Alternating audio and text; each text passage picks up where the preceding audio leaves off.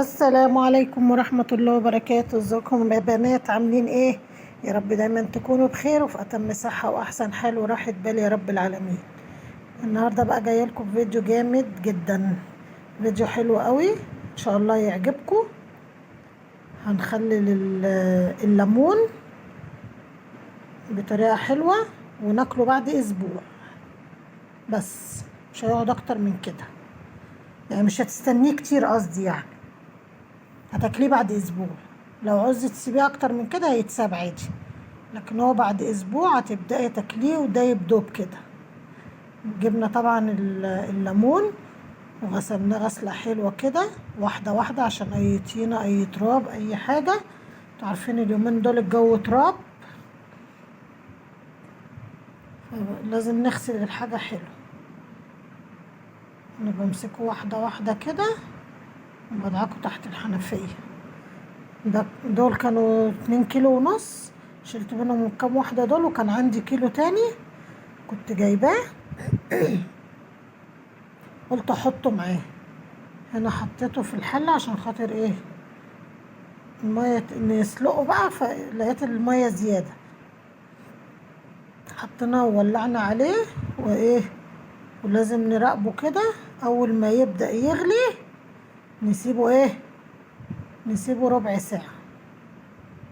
يعني من بعد ما يبدأ يغلي سيبيه ربع ساعة على النار وبعد كده شيليه برديه على طول. انا بقى الرغاوي دي كده هشيلها عشان خاطر ايه تعرفوا تشوفوا يعني. بس هو هنا لسه ما غلاش.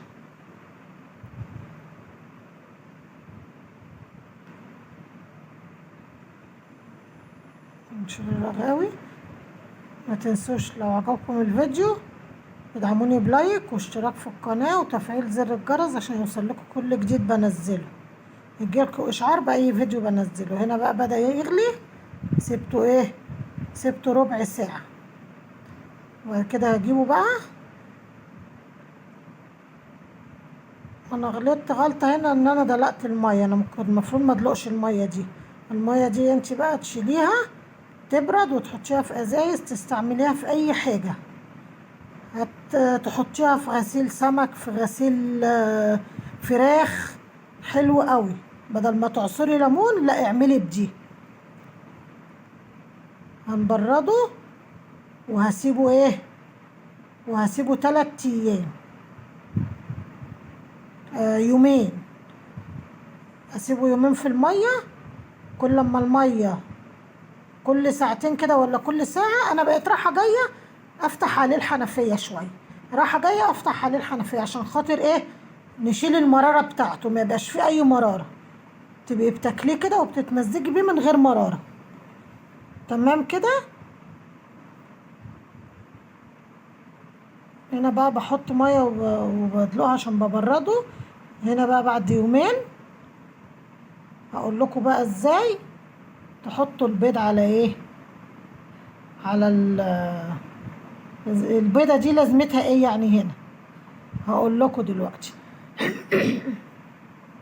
جبنا بقى الفلفل وغسلته نحطه عليه. انا بحب الفلفل المخلل جدا طبعا، وبحب الليمون جدا جدا. انا عامه يعني عموما بحب المخللات، بحب الحوادق.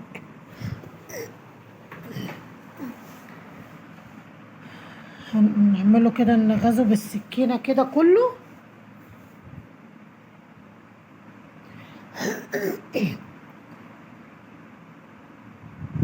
هقولك ازاي بقى تظبطي ايه، تظبطي الملح بتاعه، لا يطلع معاكي حادق ولا يطلع معاكي ايه، ولا يطلع معاكي دلع يهريه. بصوا بقى فايدة التفريزات. الجزر ده من قبل رمضان اللي فات عندي، بصوا بقى نفع ازاي.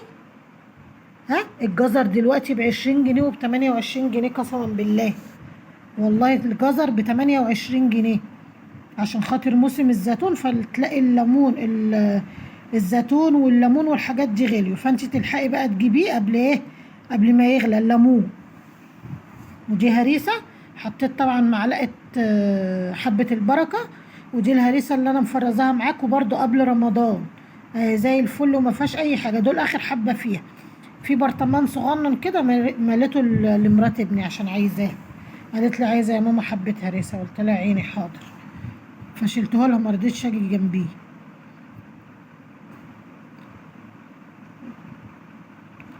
طبعا لو ما عندكيش جزر ومش عايزه تحطيه ما تحطيهوش، انا عشان موجود عندي فانا حطيته.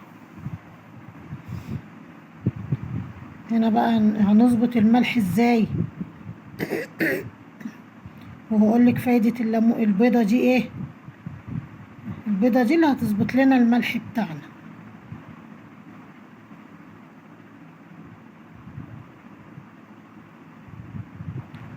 ندوب الملح كده، نحط الملح حبه حبه وندوب لغايه اما ايه، اما نشوف.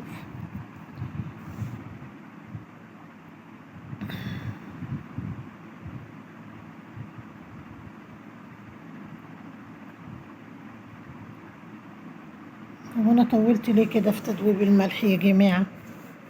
معلش. بص هنجيب البضايه بقى نحطها.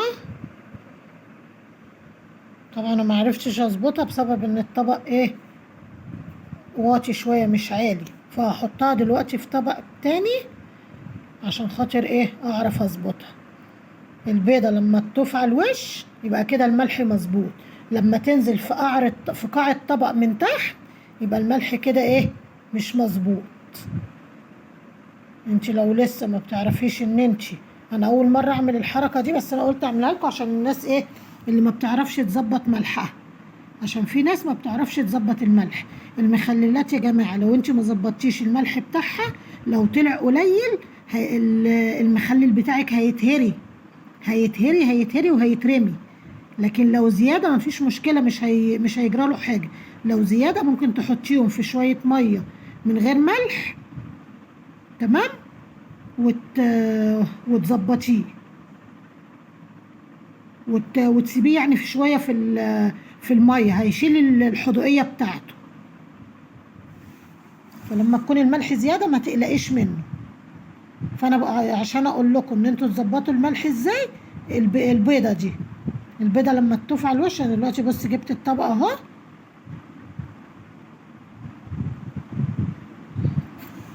وهتبص تلاقي ايه البيضه طفت على الوش كده. ده كده يبقى الملح بتاعها مظبوط. للبنات الجداد، العرايس الجداد قصدي، اللي ايه اللي نفسهم يخللوا حاجات ومش بيعرفوا. بصوا اهي البداية، بصوا طفت على الوش ازاي. ده كده الملح بتاعه مظبوط. وهنحط له شوية خل بتاع ربع كوباية كده بس.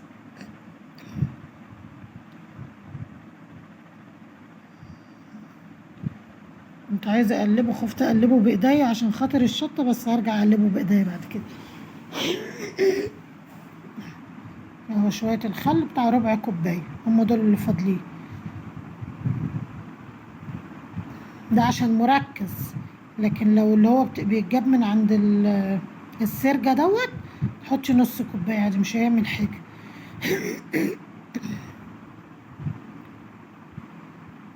طبعا الليمون ارخص حاجة دلوقتي موجودة في السوق، الكيلو ب10 جنيه. تجيبيه بقى اخضر تجيبيه اصفر اللي تلاقيه، مش هيخسر، كله هيتخلل وهيبقى طعمه حلو. قلت ما منهاش فايدة بقى، يلا يا بت حط ايدك وخلاص. وبعد كده غسلت ايدي ايه، غسلت ايدي بالصابون.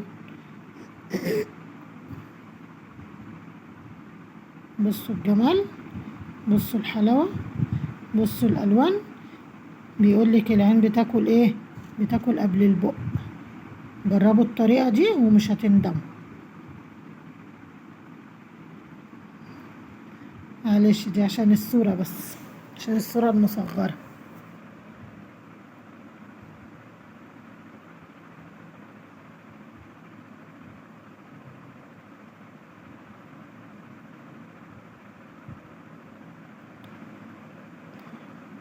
هنا بقى نجيب ايه البرطمان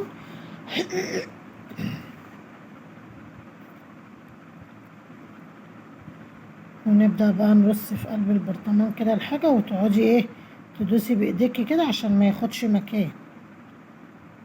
ما تخافيش مش هيتفعص منك ولا حاجة. والله انا بعمل شوية مخللات يعني بأمانة مش شكرانية في نفسي، بعمل شوية مخللات حلوة. وديكوا شفتوا الزيتون في الفيديو بتاع السمك. والله العظيم الزيتون دوت بتاع السنة اللي فاتت، اللي برضو عاملاه قبل رمضان، كلنا منه في رمضان و... وبعد رمضان، وجيت ركنته ونسيته، فجبت الكازيلا اللي انا عامله فيها، قلت ايه زمانه باظ بقى هطلعه وارميه. والله بفتحه لقيته زي ما هو، قلت سبحان الله بجد. لا شويه مخلل يعني عجب. رحت جايبه رحت مفضياهم في كيس كده وحطيتهم في التلاجة عشان ما يبوظوش، مش بعد ده كله بقى نبوظهم ونرميهم. نص بقى، نص الجمال والحلاوة، مفيش بعد كده. ده لمحبي الناس ايه، الناس اللي بتحب الشطة، لمحبي الشطة.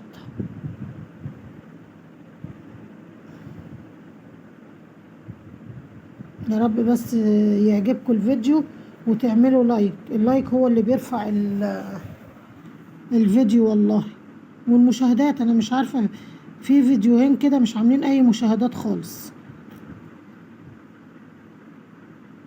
وفيديو البراد ده لو اللي عندي بس شافوه اصدقائي واصحابي بس وقرايبي هيعملوا مشاهدة، لكن ده مش عامل مشاهدات خالص. والله العظيم البراد ده عاملاه بطريقة هتعجبكم وحياة ربنا. المهم خلينا في البتاع ده بقى. جبنا ايه، جبنا المحلول اللي احنا عملناه، وهنحطه بقى فين، في على الليمون. احط شوية زيت كده عشان انا بحب احط فيه زيت، واحط شوية برضو على الوش.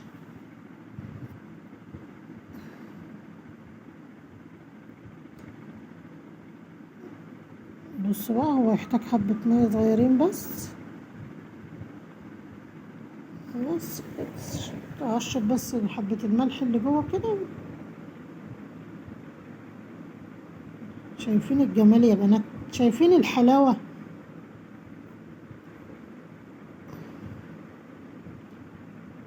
كان في حد قبل كده طلب مني تخليل الليمون واديني خللتهولك اهو يا حبيبتي.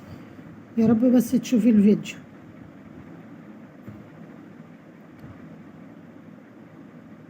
نجيب بقى الكيس عشان ايه ما يخشوش اي تهوية، عشان ما يعملش عفونة من فوق ولا اي حاجة. انا لا بحط قشر ليمون ولا بحط اي حاجة، وهفتحه قدامكم وهتشوفوه بس لما يستوي ان شاء الله. انا حطينا شوية زيت بقى عشان يمنع اي هوا يخش، ونجيب كيس كده ونحطه عشان نمنع اي هوا يخش، يبقى منعناه بالزيت وبالكيس.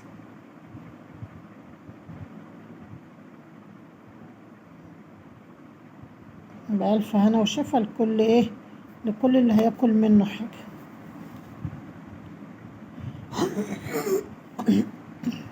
انا لما بعمل المخللات دي والله العظيم بحب اكل الناس كلها منها وحياة ربنا.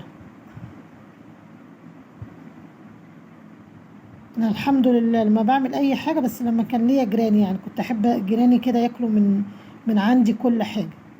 اي حاجة اعملها اذا كانت حلويات بقى، اذا كان مش عارفة كشري، مش عارفة ايه مخلل، الحاجات دي كده احب ادي لحبايبي.